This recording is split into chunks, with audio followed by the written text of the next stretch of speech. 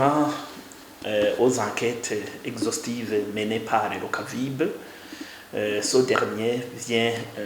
d'adresser une lettre ouverte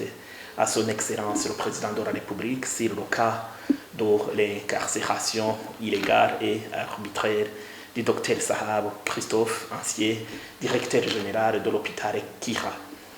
Et dans cette lettre ouverte, le CAVIB rappelle des irrégularités procédurales et a émaillé le fameux dossier du docteur Christophe Sahab, notamment en ce qui concerne les violations des droits de la défense et d'un procès équitable, depuis son arrestation où il n'y a pas eu de mandat au préalable, où il n'a pas pu être défendu par les avocats de son choix ou être informé qu'il a le droit de garder le silence à l'absence des avocats de son choix, et aussi qu'il a le droit d'être informé qu'il a le droit d'avoir un avocat commis d'office s'il n'a pas les moyens pécuniaires de payer un avocat de son choix. Et aussi, le CAVIB rappelle dans cette lettre ouverte le dépassement des délais au niveau de la phase de la garde à vue, au niveau de sa détention arbitraire. Il a passé plus de 48 heures, il a passé plus de 48 jours en phase de la garde à vue au lieu de 7 jours prévus par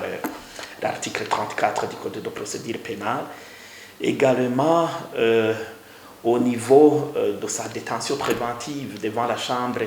de conseil du tribunal de grande instance d'Omuha ou de la cour d'appel d'Omuha, il y a eu dépassement des délais. Il devait être informé sur la décision prise en délai 48 heures exigée par l'article 57 du Code de procédure pénale, mais 10 jours ont passé sans culer au courant de ce qui a été décidé. Même au niveau de son incarcération au cachot du service national de renseignement,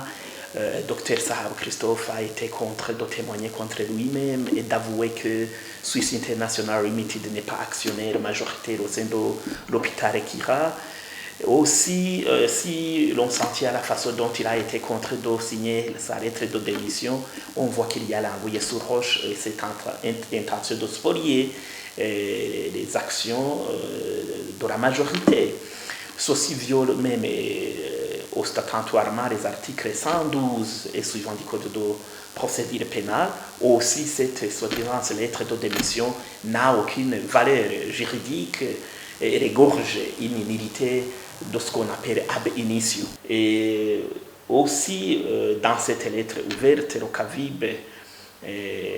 prouve sans embâche qu'il n'y a pas des indices sérieux de culpabilité à son égard, qu'il n'y a pas même de preuves tangibles par rapport au chef d'accusation, et demande le concours de son Excellence le Président de la République en tant que magistrat suprême afin qu'il y ait la bonne administration de la justice dans la procédure inhérente à l'incarcération du docteur Sahab Christophe. En fait, au niveau de la teneur de cette lettre ouverte, le CAVIB interpelle le président de la République quant à l'intention de spolier les actions des actionnaires majoritaires, dont la société suisse International Limited et d'autres privés, car en date du 19 juillet 2022, le président du conseil d'administration AI, qui s'est proclamé en violation flagrante des articles 359 à 365 du Code des sociétés privées à participation publique, a fait un appel aux actionnaires afin qu'ils prouvent via des documents comptables leur part sociale au niveau de Kira Hospital. Ceci n'est pas de la prérogative du président du conseil d'administration. Dans les archives, il y a les parts de chacun, mais également il y a un rapport définitif du 31 mars 2022 du commissaire aux apports. Ce rapport définitif est venu après l'incarcération du docteur Sahab Christophe. Le dit rapport prouve sans rechigner que Swiss International Limited est actionnaire majoritaire et donne la répartition des parts sociales de chacun. Et donc, on voit qu'avec l'appel du président du conseil d'administration, qui n'a pas cette prérogative, on voit qu'il y a l'intention de spolier les actionnaires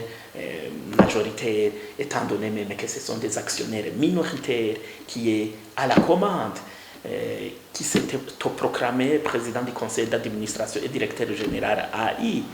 en violation flagrante même des articles 431 et 432 du Code des sociétés, et lesquels articles prouvent que cette spoliation serait inopposable à tout tiers, mais également à tout actionnaire. C'est au niveau de cette intention, de ces velléités inhérentes à la spoliation des actions des actionnaires majoritaires que le CAVIB interpelle le président de la République beaucoup plus afin que l'irréparable ne puisse pas être commis.